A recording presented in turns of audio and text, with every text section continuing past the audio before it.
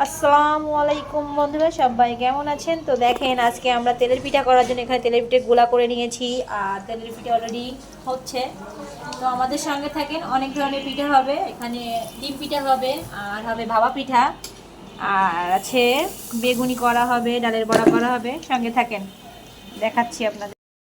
পিঠা বানানো শেষ, এখন পেঁয়াজু ভাজতেছি, এরপরে ভাজবো বেগুনি। আর এখানে কি আছে আপনাদের দেখান তো। ভাপা পিঠা হচ্ছে। এই দেখেন, আমার আপার হাতের স্পেশাল ভাপা পিঠা হয়েছে না, একটা হয়েছে, এই যে হয়েছে। এই দেখেন ভাপা পিঠা, এটা হচ্ছে ডিম পিঠা, এটা তেলের পিঠা। ওয়াও, ও সেই সেই আপু, আমার আপু খুব সুন্দর তেলের পিঠা বানাইতে পারে, ভাপা পিঠা বানাইতে পারে। দেখেন, আমাদের সবকিছু বানানো হয়ে গেছে। এটা বেগুনি, এটা হলো পেঁয়াজু, তেলে পিঠা।